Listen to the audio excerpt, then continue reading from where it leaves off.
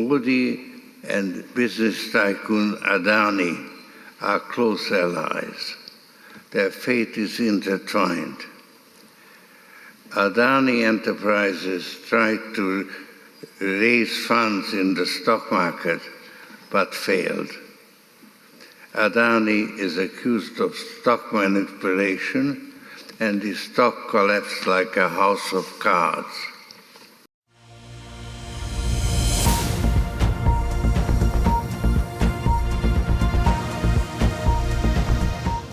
नमस्कार, आप देख रहे हैं एयर न्यूज।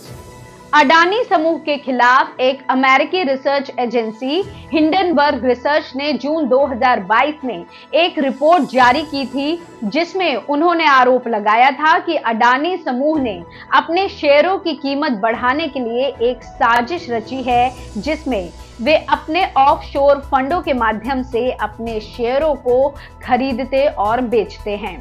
इस रिपोर्ट में यह भी दावा किया गया था कि अडानी समूह के ऑफशोर फंडों के अंतिम लाभार्थी एक ही भारतीय नागरिक है। इस रिपोर्ट के बाद अडानी समूह के शेयरों में तेजी से गिरावट आई और इससे छोटे निवेशकों को भारी नुकसान उठाना पड़ा। इस आरोप के जवाब पर अडानी समूह ने इसे बेबुनियाद और भ्रामक बताया और अपने ऑफशोर फंडों की पारदर्शिता को साबित करने के लिए अपने ऑडिटरों के प्रमाण पत्र जारी किए। अडानी समूह ने यह भी कहा कि उनके ऑफशोर फंडों के अंतिम लाभार्थी विदेशी नागरिक हैं और किसी भी भारतीय से इसका कोई संबंध नहीं है। हिंडनबर्ग रिसर्च ने अडानी समूह के इन दावों को खारिज किया और अपनी रिपोर्ट को सत्यापित करने के लिए और अधिक सबूत पेश किए, लेकिन ये विवाद ऐसे ही थमने वाला नहीं था।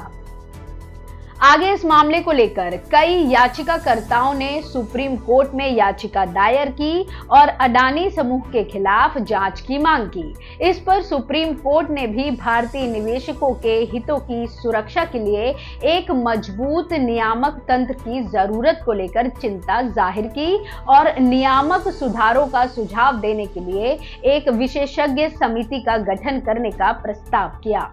कोर्ट द्वारा गठित इस समिति में Shri OP Bhatt, justice JP Deodhar, Shri KV Kamath, Shri Nandan Nilekani, Shri Somasekhar Sudarshan और जस्टिस अभय मनोहर सप्रे को शामिल किया गया।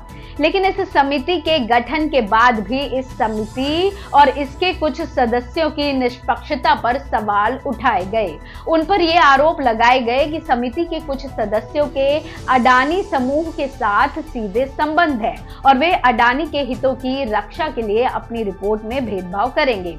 आपको बता दें कि इस समिति में शामिल ओपी भट्ट, जिन्होंने अडानी समूह के शेयरों को बेचने का काम किया था और बाद में उन्हें अडानी समूह के बोर्ड में निदेशक के रूप में नियुक्त किया गया था।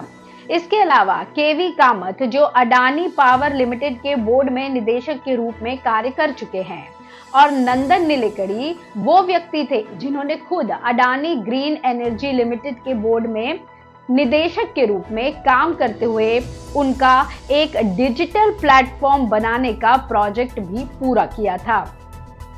बाकी एक और व्यक्ति जिन्होंने अडानी समूह को विदेशी नागरिकों से फंडिंग दिलाने वाले और बाद में अडानी ट्रांसमिशन लिमिटेड के बोर्ड में निदेशक के रूप में काम करने वाले सोमशेखर की भूमिका वैसे भी संदेह के घेरे में आती है।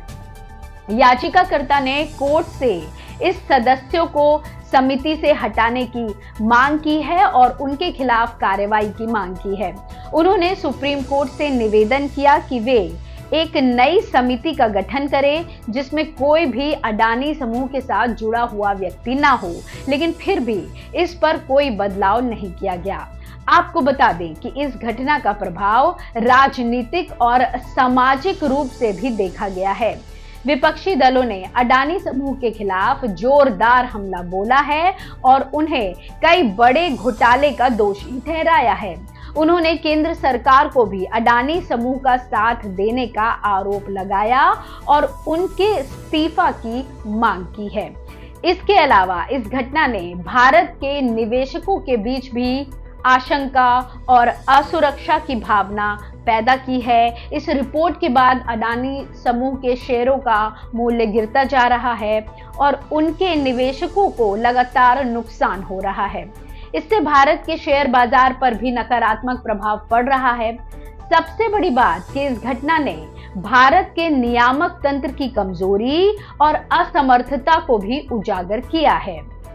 अपनी घटती साख से चिंतित अडानी समूह का कहना है कि वे इस रिपोर्ट को पूरी तरह से नकारते हैं और वे अपनी पारदर्शिता और ईमानदारी पर पूरा भरोसा रखते हैं। वे सुप्रीम कोर्ट की समिति का सम्मान करते हैं और उनके साथ पूरी तरह से सहयोग करेंगे। वे अपने निवेशकों और ग्राहकों को आश्वस्त करते हैं कि वे उनके हितों की रक्षा करेंगे और उनके साथ न्याय करेंगे। आपको बता दें कि ये एक बड़ा घोटाला है जिसका अंतिम परिणाम अभी तक नहीं निकला है। इसके पीछे का सच क्या है ये तो समय ही बताएगा, लेकिन इस घटना ने भारत के व्यापार और निवेश के क्षेत्र में एक नया मोड़ लाया है जिसका प्रभाव लंबे समय तक देखा जा सकता है। ये थी एयर न्यूज की खास पेशकश जिसमें हमने आपको अडानी समूह के खिलाफ हिंडनबर्ग रिसर्च की रिपोर्ट, सुप्रीम कोर्ट की समिति, विपक्ष की प्रतिक्रिया और इस घटना के प्रभाव के बारे में बताया है। आपको कैसा लगा ये वीडियो हमें कमेंट में जरूर बताएं और अगर आपने अभी तक हमारा चैनल सब्सक्राइब नहीं किया तो जल्दी से एयर न्यूज को सब्सक्राइब करें और बेल आइकॉन पर क्लिक करें ताकि आपको हमारे नए वीडियो की सूचना मिलती रहे।